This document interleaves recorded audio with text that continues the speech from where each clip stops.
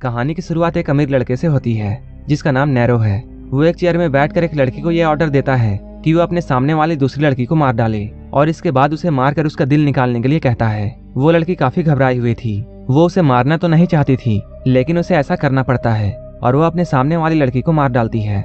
इसके बाद वो उसका दिल निकालकर नैरो के सामने लाती है।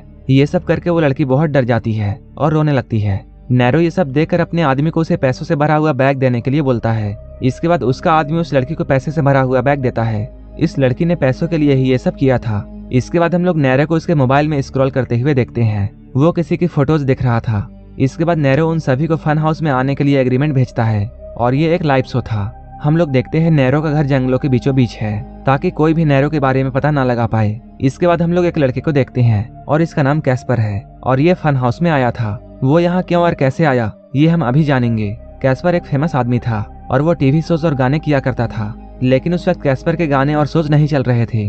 तभी कैस्पर के बॉस को नैरो का लेटर मिलता है। इसके बाद कैस्पर का बॉस उसे एग्रीमेंट पर साइन करवा लेता है क्योंकि फन हाउस में जीतने वाले को $5 मिलियन मिलने वाले थे। जब कैस्पर ने एग्रीमेंट को साइन किया तब अगले ही दिन उसे किडनैप करके फन हाउस में लाया गया था। उसे किडनैप इसलिए किया गया था ताकि कैस्पर को फन हाउस का लोकेशन पता ना चले। कैस्पर जब यहाँ आता है तब वो देखता है यहाँ उसकी तरह बहुत से लोग हैं और उन सभी को यहाँ किडनैप करके लाया गया था। यहाँ कुल मिला के 8 लोगों को लाया गया था। फिलहाल ये लोग यहाँ आकर बहुत खुश थे, लेकिन इनके मोबाइल इनसे छीन लिए गए थे। यहाँ इन सभी की एक दूसरे के साथ जान पहचान होती है। कुछ ही देर बाद शो स्टार्ट होता है और इस शो को पब्लिकली स्ट्रीम भी किया जा रहा था, जिसे दुनिया भर में काफी सारे लोग देख रहे थे। यहाँ फन हाउस का होस्ट एक पांडा के रूप में आता है और वो इन लोगों को ये बताता है कि पूरे फन हाउस में कैमरे लगे हुए हैं, यहाँ तक कि बाथरूम में भी कैमरा लगा हुआ है। वो इन लोगों को ये कहता है तुम लोग यहाँ रहने के लिए कुछ भी कर सकते हो। अगर देखने वाली पब्लिक तुम्हें पसंद करेगी तब वो तुम्हें वोट देगी और जिसे ज्यादा वोट मिलेंगे उसी को फन हाउस का विनर बनाया जाएगा। लेकिन इस फन हाउस में नैरो के भी आदमी फैले हुए थे जो कि इन लोगों पर नजर रखने का काम करते थे। गेम के शुरुआत में ये लोग काफी एंजॉय करते हैं और सब कुछ बिल्कुल अच्छा चल रहा था। इन लोगों को एंजॉय करते हुए 3 दिन बीत जाते हैं और पब्लिक इन लोगों को देखकर वोट दे रही थी। तभी नैरो पांडा के रूप में इन लोगों के सामने आता है और वो इन लोगों से ये कहता है आज जिसे भी सबसे कम वोट मिलेंगे वो इस शो से बाहर जाएगा। इसके बाद स्क्रीन में वोटिंग दिखाई जाती है। इस वोटिंग में उला नाम की लड़की ने टॉप किया था क्योंकि वो दिखने में बहुत सुंदर थी और उसने वोट पाने के लिए काफी अजीब हरकतें की थी। जिन 2 लोगों को सबसे कम वोट मिले थे उनके नाम थे लोनी और नेविन। इन दोनों के वोट्स काफी कम थे, इसलिए इस शो से नेविन को एलिमिनेट करना था और यहीं से फन हाउस का असली गेम स्टार्ट होता है। इसके बाद नेविन को एक कमरे में ले जाया जाता है और नेविन के आंखों में पट्टी बांध दिया जाता है। इसके बाद लोनी को भी वहां ले जाकर उसके आंखों में पट्टी बांध दिया जाता है। इसके बाद उसके हाथ में एक बेसबॉल का डंडा दिया जाता है। उस बैट में कीलें लगी हुई थी। इसके बाद लोनी को यह कहा जाता है उसे बिना देखे उस पांडा वाले मुंह को मारना है। जैसे ही गेम स्टार्ट होता है उस पांडा के मुंह को नेवी से रिप्लेस कर दिया जाता है। यहाँ नेविल के हाथ और मुंह और पैर बंधे हुए थे जिससे कि वो ना तो भाग सकता था और ना ही आवाज कर सकता था। इसके बाद ये लोग बैकग्राउंड में काफी तेज म्यूजिक प्ले कर देते हैं ताकि लोनी को कुछ भी पता ना चले। इस गेम के बाकी लोग कांच के पीछे से इन दोनों को देख रहे होते हैं। इसके साथ साथ इन दोनों को काफी पब्लिक भी देख रही होती है। लोनी यहाँ नेविल को उस पांडा का मुंह समझकर बहुत मारती है, जिस वजह से नेविल की यहीं पर मौत हो जाती है और फन हाउस से इस मौत की लाइव टेलीकास्ट किया जा रहा था जिसे दुनिया भर में देखा जा रहा था। सभी कंटेस्टेंट जब ये सब देखते हैं तब वो लोग बहुत डर जाते हैं, लेकिन अब ये लोग इस फन हाउस से निकल भी नहीं सकते थे क्योंकि ये फन हाउस जंगल के बीचों बीच अंडरग्राउंड था और इसका लाइव टेलीकास्ट डार्क वेब से किया जा रहा था, इसलिए इसे ट्रेस करना इम्पॉसिबल था। यहाँ ये सारे लोग बहुत डरे हुए थे और ये सारे लोग अब बुरी तरीके से फंस चुके थे। तभी नैरो फिर से स्क्रीन पर आता है और वो इन लोगों को धमकी देता है अगर किसी ने भी यहाँ से भागने की कोशिश की तो उसका भी हाल नेविल की तरह होगा। तभी एक लड़का जिसका नाम डेक्स था, उसे ऐसा लगता है जैसे वो खिड़की के पीछे से भाग सकता है क्योंकि खिड़की के दूसरे तरफ से आसमान दिख रहा था।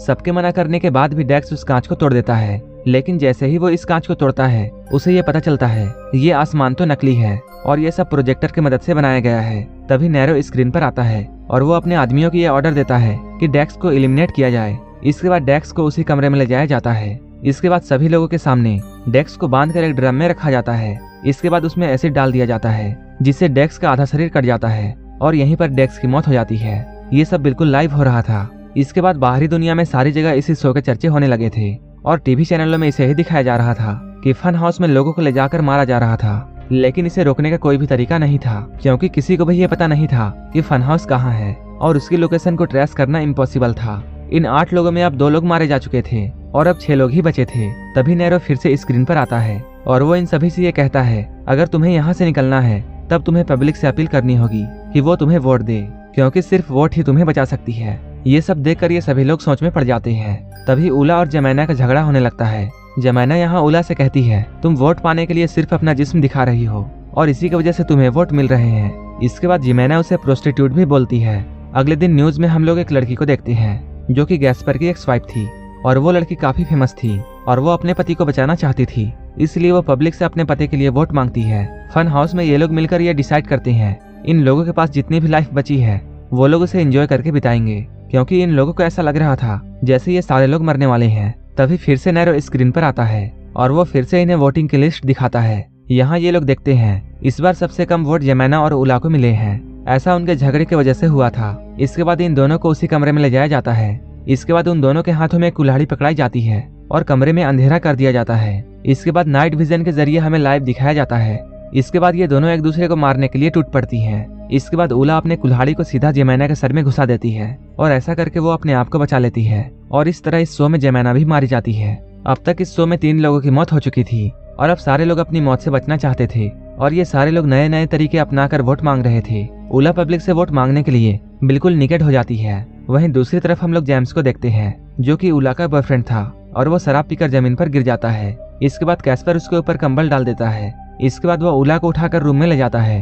तभी उला उससे कहती है वो लोग वोट पाने के लिए इंटीमेट हो सकते हैं, लेकिन कैस्पर इन सब के लिए नहीं मानता है। तभी जेम्स यहाँ पर आता है और उन्हें एक दूसरे के साथ इतना क्लोज देखकर वो बहुत गुस्सा हो जाता है और वो गलतफहमी का शिकार होकर गैस्पर को मारने लगता है। ये सब होते हुए पब्लिक देख रही थी। इसके बाद पब्लिक के नजर में गैस्पर सबसे अच्छा बन जाता है और उसे ही इस बार सबसे ज्यादा वोट मिलती है और सबसे कम वोट उला को मिलते हैं जिसने निकेट होकर वोट पाने की कोशिश की थी। इसके बाद उसे फिर से उसी कमरे में ले जाया जाता है। इसके बाद उसे फोटो मैचिंग का टास्क दे दिया जाता है, लेकिन वो ये टास्क कंप्लीट नहीं कर पाती है और वो ये गेम हार जाती है। इसके बाद उसे एक स्पिन घुमाना पड़ता है जिसमें उला को कैसे मारा जाए वो सब लिखा था। थोड़ी देर बाद वो स्पिन रुकती है जिसमें द रैक नाम की पनिशमेंट उला के लिए बताया जाता है। इसके बाद उला को उसी कमरे में बांधकर रस्सियों से खींचा जाता है जिसकी वजह से उसकी पूरी बॉडी अलग अलग टुकड़ों में बढ़ जाती है और यहीं पर उसकी मौत हो जाती है। इसके बाद बचे हुए 4 लोगों को उनकी फैमिलीज की फोटो दी जाती है। उन फोटोज को देखकर सभी लोग इमोशनल हो जाते हैं। यहाँ पर हम लोग जेम्स की एक छोटी बच्ची को देखते हैं। लोनी और कैट की भी अपनी फैमिली होती है, लेकिन कैस्पर की जिंदगी में सिर्फ एक ही लड़की थी और वो थी उसकी एक्स वाइफ और उसके अलावा उसका कोई भी नहीं था। कैस्पर के माता पिता कार एक्सीडेंट में मारे गए थे, तब वो सिर्फ 3 साल का था। ये सब जब पब्लिक देखती है तब उनकी सिंपैथी कैस्पर के साथ हो जाती है। इसके बाद सारे लोग कैस्पर के लिए वोट करते हैं और इस बार जेम्स को सबसे कम वोट मिले थे। क्योंकि जेम्स एक बॉक्सर था इसलिए उसके सामने 4 बॉक्सर्स को लाया जाता है और उन चारों में पब्लिक को एक बॉक्सर को चुनना था। पब्लिक जिसे भी चुनती जेम्स की फाइट उससे होने वाली थी। इसके बाद पब्लिक एक बॉक्सर को जेम्स के खिलाफ चुनती है, लेकिन जेम्स किसी तरह उस बॉक्सर को मार देता है और वो बच जाता है, लेकिन नैरो जेम्स के साथ धोखा करता है। इसके बाद वो बाकी बचे 3 बॉक्सर को जेम्स के सामने एक साथ भेज देता है। इसके बाद वो तीनों मिलकर बड़ी बेरहमी से जेम्स को मार डालते हैं और अब फन हाउस में केवल 3 ही लोग बचे हुए थे और अब इन तीनों को वोट की बहुत जरूरत थी। इसके बाद ये तीनों वही करने लगते हैं जो कि शुरुआत में उला ने किया था। इसके बाद लोनी और कैस्पर एक दूसरे के साथ इंटीमेट होते हैं और कैट अकेले मास्टरबेट करती है, वो भी लाइव पब्लिक के सामने। अगले दिन जब वोटिंग होती है तब लोनी और कैस्पर जीत जाते हैं और कैट को सबसे कम वोट मिलते हैं। क्योंकि कैट एक चेस चैंपियन थी इसलिए नैरो का एक आदमी उसके साथ चेस खेलता है, लेकिन उस चेस के गेम में कैट हार जाती है। इसके बाद उसे उला की तरह ही स्पिन करने का टास्क दिया जाता है। जब वो व्हील को रोटेट करती है तब वहाँ कैट के लिए पास लिखा हुआ आता है। इसका मतलब ये था जिसका भी कैट से जस्ट ज्यादा वोट था उसे ही मारा जाएगा और कैट बच जाएगी। कैट से थोड़े ही ज्यादा वोट मिले थे लोनी को, इसलिए लोनी को मारने के लिए उसी रूम में लाया जाता है। वो लोग कैस्पर को भी यहाँ लाते हैं। इसके बाद दोनों के हाथों में गन दी जाती है। जो भी सबसे पहले ट्रिगर को दबाएगा वो इस गेम को जीत जाएगा। ये लोग बहुत डरे हुए थे और अब ये लोग एक दूसरे को मारना नहीं चाहते थे, इसलिए ये लोग खुद ही को मार डालते हैं और यहाँ ये दोनों लोग मारे जाते हैं। कैट अब अकेले यहाँ बची थी और वो अब इस गेम की विनर थी। इसके बाद उसे $5 मिलियन दिया जाता है और उसे इतने सारे पैसे देकर फन हाउस से भेज दिया जाता है। इसके बाद कुछ दिनों तक कैट से पूछताछ की जाती है, लेकिन पुलिस को कुछ भी पता नहीं चलता है क्योंकि कैट को भी उस जगह के बारे में कुछ भी पता नहीं था और ना ही उसने किसी का चेहरा देखा था। इसलिए कैट को छोड़ दिया जाता है और ये फन हाउस किसका था ये भी किसी को पता नहीं चलता है। नैरो बाहरी दुनिया के लिए काफी पॉपुलर आदमी था और वो एक टीवी चैनल में इंटरव्यू दे रहा था, लेकिन उसके फन हाउस के बारे में किसी को भी पता नहीं था। जब वो इंटरव्यू देकर वहाँ से आता है तब हम लोग कैट को उसके पास देखते हैं जो कि फन हाउस की विनर थी। तब हमें ये पता चलता है कैट असल में नैरो की गर्लफ्रेंड थी।